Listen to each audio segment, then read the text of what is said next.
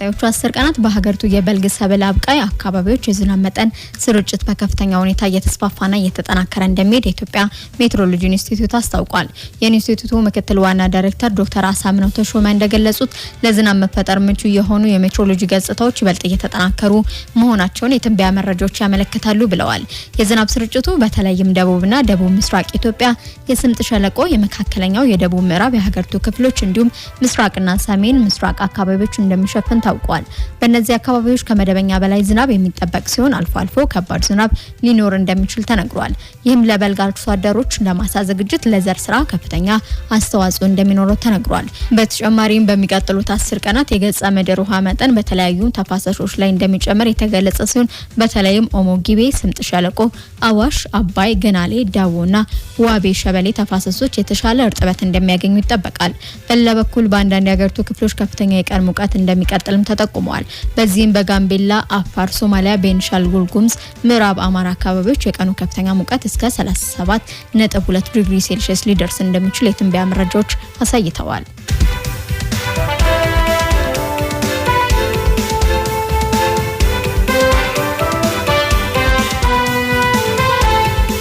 የጋምቤላ ብሔራዊ ፓርክ የቱሪዝም መዳረሻ ለማድረግ በቅንጅት እየተሰራ መሆኑ ተገለጸ። በተፈጥሮ ሀብት የታደለው የጋምቤላ ብሔራዊ ፓርክ በዋነኝነት የቱሪስት መዳረሻ ለማድረግ ከባለድርሻ አካላት ጋር በቅንጅት እየተሰራ መሆኑን የክልሉ ርዕሰ መስተዳደር ወይዘሮ አለሚቱ ኡሙዶ ገልጸዋል። ርዕሰ መስተዳደሯ ከአፍሪካ ፓርክ ከፍተኛ የስራ ኃላፊዎች ጋር በመሆን በፓርክ ውስጥ የመስክ ምልከታ ባደረጉበት ወቅት እንደገለጹት ክልሉ የጋምቤላ ብሔራዊ ፓርክ ጨምሮ በርካታ የተፈጥሮና ሰው ሰራሽ ሐይቆች፣ ወንዞች፣ ደኖች መገኛ ነው ብለዋል። 4575 ስኩዌር ኪሎ ሜትር ስፋት ያለው ይህ ብሔራዊ ፓርክ በውስጡ 69 የአጥቢ እንስሳት፣ 327 የአዕዋፋት ዝርያዎች እንዲሁም ከ420 በላይ የእጽዋት አይነቶችን የያዘ ግዙፍ የተፈጥሮ ሀብት ክምችት ነው ብለዋል። ርዕሰ መስተዳድሩ አክለውም የቱሪዝም ልማት ሰፊ የመሰረተ ልማት አውታሮች የሚጠይቅ በመሆኑ በአሁኑ ወቅት ከአፍሪካ ፓርክስ ጋር በመተባበር የተለያዩ የልማት ተግባራት እየተከናወኑ እንደሚገኝ ጠቁመዋል። ፓርኩ በአግባብ ማስተዳደር ከተቻለ ከክልሉ ቀዳሚ የቱሪዝም መዳረሻ እንደሚያደርገውም ተመላክቷል።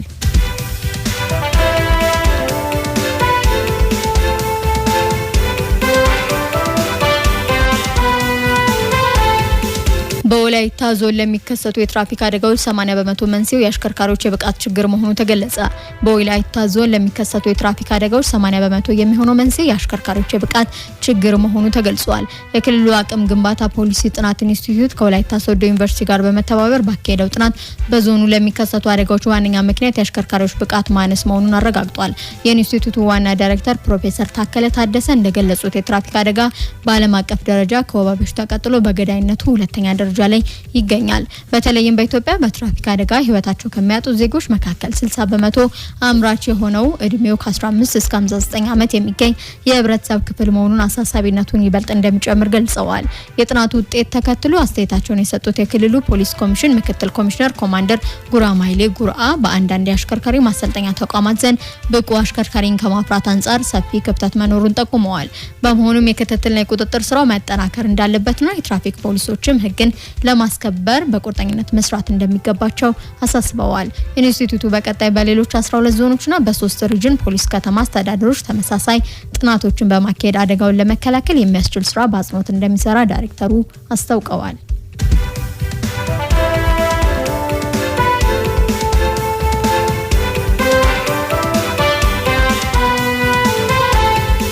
የክልሉ የገቢ አሰባሰብ ሂደትን ለማዘመን አዳዲስ አዋጆች፣ መመሪያዎችና አሰራሮች ተግባራዊ እየተደረጉ ነው ተባለ።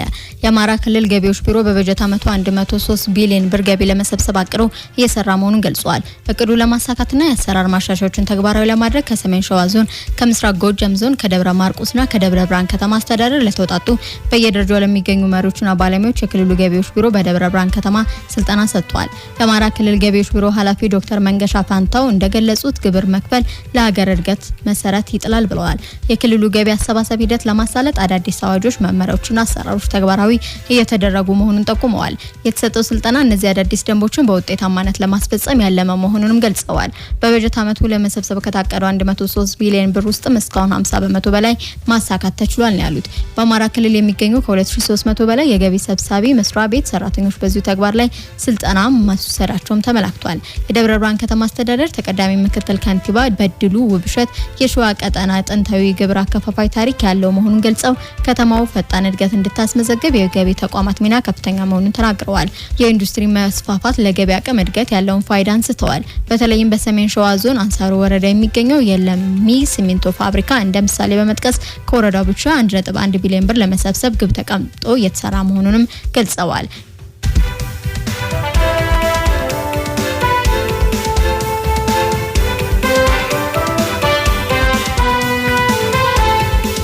አድማጮቻችን ጄኤፍኤም 106.7 ላይ ትገኛላችሁ። የማለዳ ዜናዎች ወደ እናንተ መረሳቸውን ቀጥሏል። ፕሬዝዳንት ዶናልድ ትራምፕ የኢራን ባለስልጣናት ከአሜሪካ ጋር የመነጋገር ፍላጎት እንዳላቸው ነገር ግን ጊዜው እንዳለፈባቸው እንደነገሯቸው ገለጹ።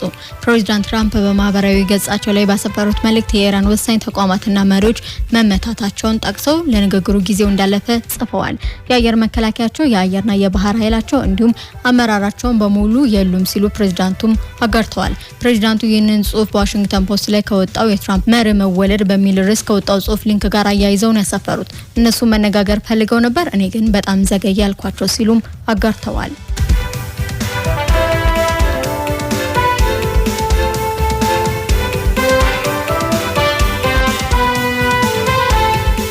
የኢራን መንግስት ዋነኛ ወታደራዊ ኃይል በአሜሪካና በእስራኤል ላይ የሲኦል በሮችን ይከፍታል ሲል ዛተ። መሪው ቴህራን ውስጥ በተፈጸመው ጥቃት የተገደሉት የአብዮታዊ ዘብ ቃል አቀባይ ብርጋዴር ጀነራል አሊ ሙሐመድ ናኢም ጠላት ባሏቸው በእስራኤልና በአሜሪካ ላይ ሰራዊታቸው ቀጣይነት ያለው ጥቃት እንደሚፈጽም ተናግረዋል። ጀነራሉ ታስኒም ለተባለው የሀገሪቱ ዜና ወኪል በሰጡት ቃል ኢራን ለተከፈተባት ጥቃት